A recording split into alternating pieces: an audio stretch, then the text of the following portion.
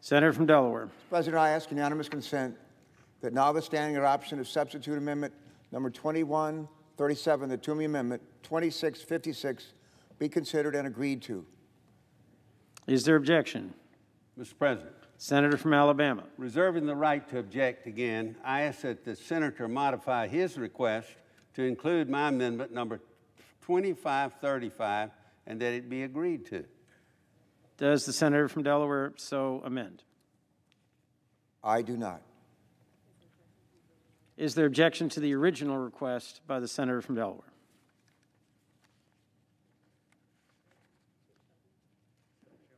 I object. The objection is heard. Mr. President. Senator from Pennsylvania. So for people who've been watching this and aren't familiar with the bizarre practices in this body, I want to just explain briefly what just happened here. Because there's a difference of opinion on whether or not the senator from Alabama should get a vote on his amendment, because that is not agreed to, the body is refusing to take up an amendment that has broad bipartisan support that we all know fixes something that badly needs to be fixed. This isn't like a whim of the senator from Pennsylvania.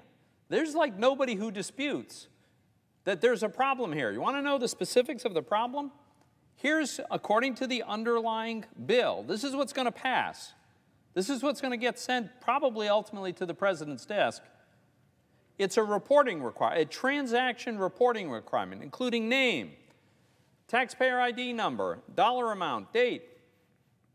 It's imposed on any person who, for consideration, is responsible for regularly providing any service effectuating transfers of digital assets on behalf of another person. Well, look, I'm not even a lawyer, but I can read. It sounds to me like any service effectuating transfers, that would include validators. I don't know how that doesn't include miners, stakers, probably includes hardware and software wallets, software developers, all across any kind of platform. We're going to ask these people to provide information that they don't have and they can't get. In what universe does that make any sense at all? All I want to do is have a vote on an amendment that fixes this in a way that has bipartisan agreement, in a way that constrains this to apply narrowly to the people who actually are the intermediaries running a centralized exchange who have this information. But apparently we're not going to be able to do that, so we'll be back on this because we're going to do a lot of damage. Who knows how much innovation we're going to stifle? Who knows exactly how this, what kind of new apps just never emerge.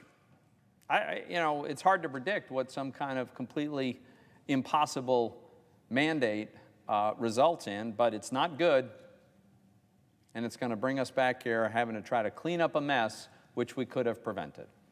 I yield.